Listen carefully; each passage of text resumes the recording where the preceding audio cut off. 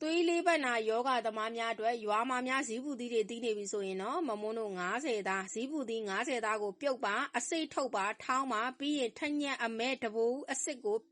ရေနဲ့ကြိုပါကြိုပြီးရေ1လီတာနဲ့ကြိုပါကြိုပြီးလို့ရှိရင်ရတာကိုစစ်ထုတ်ပြီးတော့ဇီးပူသီးထောင်းထားတာနဲ့ရောပြီးတော့အနှစ်ရတဲ့အထိချက်ပါမနက်ခင်းအိပ်ရထားတဲ့အချိန်အစာမစားခင်တစ်ချိန်မမုန်းတို့တစ်နေ့ကိုထမင်းစားစွန်းနဲ့တစွန်းစားပေးရပါမယ်နော်တလားမစားအောင်ရှင်နော်သွေးလေးပတ်နာအရှင်းပြောက်ပါတယ်အဲ့တော့အပန်းမကြည့်ရင်လိုက်လို့ကြည့်ပါရှင်နော်ဇီးပူသီးထဲမှာအရေဓာတ်အဆီဓာတ်ပရိုတင်းဗီတာမင်စီအမြင့်ဓာတ်ကာဗွန်ဟိုက်ဒရိတ်ကယ်လ်ဆီယမ်တန်ဓာတ်နဲ့ဖော့စဖိတ်တွေပါဝင်နေပါတယ်ကိုယ်ခံအားတွေကောင်းစေတယ်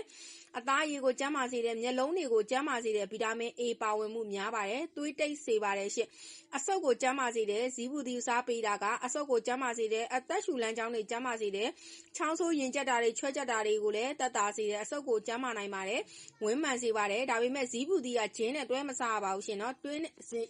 ဇီးပူသီးနဲ့ဂျင်းနဲ့တွဲစားတယ်ဆိုရင်အသေးကိုထိခိုက်တတ်ပါတယ်နောက်တစ်ခုကအသက်ယောဂရှိတဲ့သူတွေဇီးပူသီးကိုတိတ်မစားသင့်ပါဘူး